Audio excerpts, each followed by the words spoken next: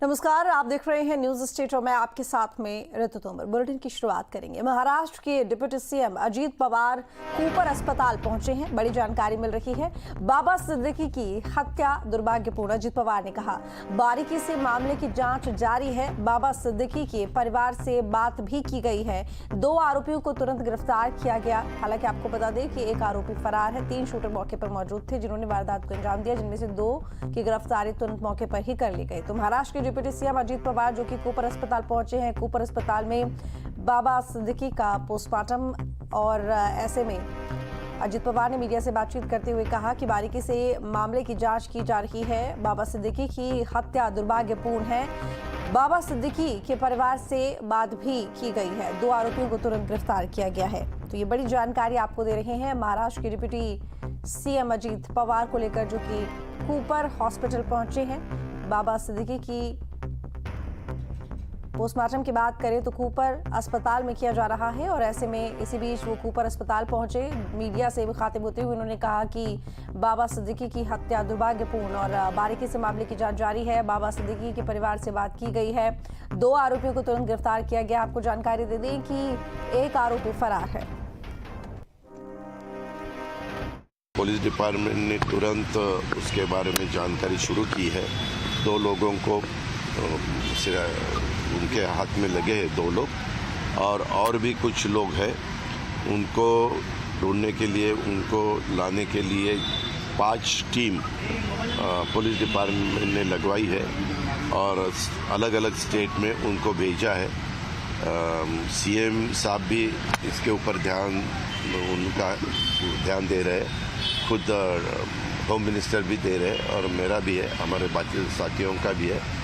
और जल्द से जल्द पता चलेगा कि एग्जैक्ट ये सब करने का कारण क्या है, किसने ये सब सुपारी दी, किसने ये सब किया। इसके बारे में तुरंत नहीं, लेकिन 1-2 दिन में ही पता चलेगा। ऐसा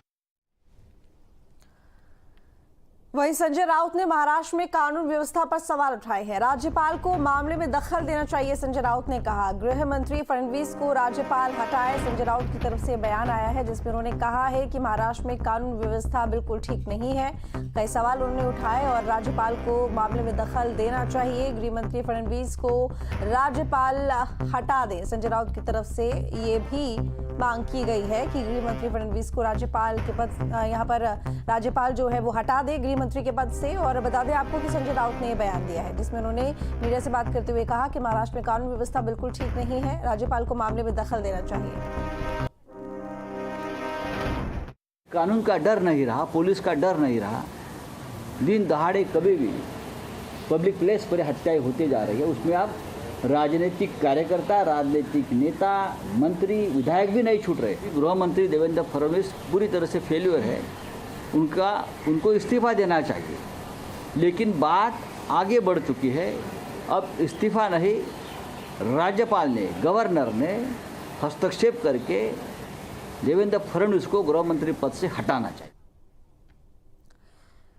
बाबा सिद्दीकी हत्याकांड को लेकर बड़ी खबर मिल रही है। बाबा सिद्दीकी की हत्या के पीछे लॉरेंस गैंग के होने का शक जताया जा रहा है। गिरफ्तार आरोपियों ने लॉरेंस गैंग से जुड़े होने का दावा भी किया था। बता दें कि आरोपियों के दावे को लेकर पुलिस जांच पड़ताल भी कर रही है। तो इस पूरे मामले को लेकर कहा जा रहा है कि बाबा सिद्दीकी हत्याकांड के पीछे कोई और नहीं बल्कि लॉरेंस गैंग होने का शक है। गिरफ्तार आरोपियों ने भी लॉरेंस गैंग से जुड़े होने का दावा किया था। उनसे पूछताछ की जा रही है। आरोपियों के दावे को लेकर अब पुलिस जांच कर रही है कि वो कितने ठीक हैं या कितने नहीं। हालांकि आपको बता दें कि बाबा सिद्दीकी के घनिष्ठ संबंध थे सलमान खान से, और पिछले कुछ दिनों में सलमान खान से जुड़े जितने भी लोग हैं उन सभी को कहीं ना कहीं डराया गया है और धमकाया गया है। इस हत्या के पहले कुछ चंद दिन उनको धमकियां दी गई थी।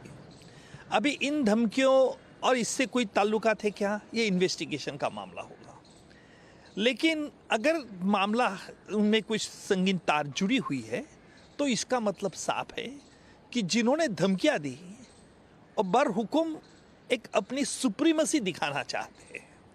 पुलिस को ये जरूर छोड़ना, इन्वेस्टिगेट करना होगा कि क्या सचमुच ये साजिश 3 लोगों तक है, क्या साजिश करता और कोई है। हमेशा मैंने कई क्रिमिनल ट्रायल्स में ये देखा है कि जो साजिश करता है वो बिहाइंड द कर्टन रहता है, वो डायरेक्टर रहता है हर मूवी का, और जिनसे काम करवाता है उनको साजिश का उद्देश्य का मतलब नहीं था। पुलिस के सामने ये बड़ा ढूंढना होगा, एक बड़ा एक टारगेट होगा कि साजिश क्यों रची गई, क्या उद्देश्य था, तभी सब तथ्य खुल सकते हैं। बाबा सिद्दीकी हत्याकांड पर सूत्रों के हवाले से बड़ा खुलासा। 25 से 30 दिनों से इलाके में आरोपी रेकी कर रहे थे। तीनों आरोपी ऑटो से शूटिंग स्पॉट पर आए थे। पुलिस को शक है कि आरोपियों को कोई और भी जानकारी दे रहा था। तो ये बड़ी जानकारी आपको बता दें कि आरोपी जो हैं वो पिछले 25 से 30 दिनों से ट्रैक कर रहे थे, बाबा सिद्दीकी को रेकी कर रहे थे इलाके की, और तीनों आरोपी ऑटो से शूटिंग स्पॉट पर पहुंचे थे। और ऐसे में पुलिस को शक है कि कोई ना कोई आरोपियों की मदद जरूर कर रहा था या उन्हें जानकारी दे रहा था कि बाबा सिद्दीकी कहां जा रहे हैं, किसके साथ हैं, उनकी क्या टाइमिंग्स है, उनके पूरे रूटीन को लेकर। यानी कि इन तीनों के अलावा और भी कुछ लोग इसमें शामिल हो सकते हैं, कोई ना कोई शामिल हो सकता है। पंकज मिश्रा हमारे साथ में जुड़े हुए हैं ज्यादा जानकारी के साथ लाइव। पंकज, बाबा सिद्दीकी हत्याकांड जो कि एक मिस्ट्री बन गया है सभी के लिए, सबसे पहली बात तो यहाँ पर ये कि बहुत सारी बातें हैं सामने आ रही हैं, जिसमें ये भी कहा जा रहा है कि किसी ने जरूर मदद की होगी, आरोपी वहां तक कैसे पहुंचे, कई दिनों से रेकी कर रहे थे। लेकिन क्या अभी इन तीनों आरोपियों की बात करें तो 2 गिरफ्तार किए गए हैं और 1 फरार हो गया है। क्या जानकारी है, क्या अपडेट है ओवरऑल मामले को लेकर, पहले ये जानकारी दीजिए।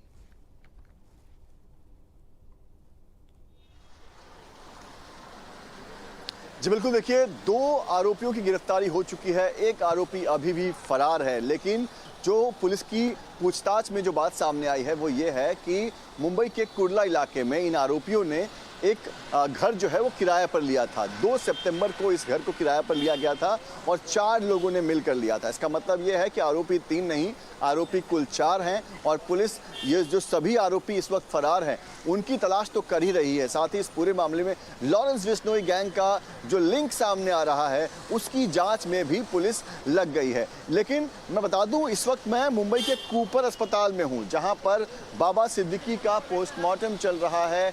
परिवार के तमाम लोग यहाँ पर मौजूद हैं। कुछ देर पहले अजीत पवार यहाँ पर आए थे, प्रफुल्ल पटेल यहाँ पर आए थे, एनसीपी के तमाम बड़े नेता, दूसरी पार्टियों के नेता जो बाबा सिद्दीकी करीबी हैं, ऐसे तमाम लोग जो हैं वो यहाँ पर पहुँच रहे हैं। लेकिन दूसरी तरफ पुलिस जो है वो इस पूरे मामले में इन्वेस्टिगेशन को तेज़ी से आगे लेकर जा रही है। आपको बता दें कि क्राइम ब्रांच ने कुल 6 टीम बनाई हुई है जो महाराष्ट्र के बाहर एमपी, यूपी, हरियाणा की तरफ रवाना हो चुकी है। इसके साथ ही यूपी पुलिस और हरियाणा पुलिस से भी यहाँ की पुलिस ने संपर्क किया है कि जो पकड़े गए आरोपी हैं उनके बारे में जानकारी जुटाई जा सके कि उनका बैकग्राउंड क्या है, क्या उनके ऊपर पहले के भी कुछ आपराधिक मामले हैं। क्योंकि खबर ये भी आ रही है कि ये जो तमाम आरोपी हैं जो पकड़े गए हैं वो और जो फरार हुए हैं वो लोग पंजाब के एक जेल में मिले थे। तो आखिर किस जुर्म में वो पंजाब के जेल में गए थे? कहा जा रहा है कि उसी जेल में लॉरेंस बिश्नोई गैंग के साथ उनका संपर्क हुआ था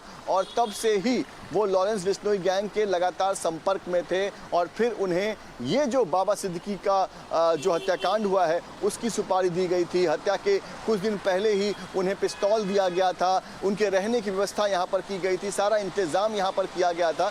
तो पुलिस इस पूरे मामले में जो मास्टरमाइंड है, जो इस पूरे मामले पर जो है ऊपर से सारी सुविधाएं, हथियार, सारी चीज़ें लोगों को जो मुहैया करा रहे लोग हैं उनकी जांच भी पुलिस कर रही है कि आखिर मास्टरमाइंड कौन है, जो फायरिंग की गई है, हत्या की गई है, उसके पीछे का मकसद क्या है। क्या मकसद सलमान खान को डराने का है? अगर सलमान खान को डराने का है तो बाबा सिद्दीकी की हत्या क्यों की गई? सलमान खान को पहले भी डराया जा चुका था, उनके घर गैलेक्सी अपार्टमेंट के बाहर पहले ही शूटर्स ने फायरिंग की थी, उसके बाद सलमान खान की सिक्योरिटी बढ़ा दी गई थी। बाबा सिद्दीकी की हत्या क्यों? और वो भी हत्या इस तरह से की गई है कि बाबा सिद्दीकी बच ना सके। यानी कि ये जो शूट आउट किया गया था, ये जो फायरिंग की गई थी, ये डराने के लिए नहीं की गई थी, ये मारने के मकसद से की गई थी। क्योंकि बहुत बहुत नज़दीक से जाकर 6 की 6 गोलियों को बाबा सिद्दीकी के शरीर में उतारने की कोशिश की गई थी। और यही वजह है कि पुलिस अब इस पूरे मामले में ये जानकारी जुटाने की कोशिश कर रही है कि लॉरेंस बिश्नोई गैंग का अगर हाथ है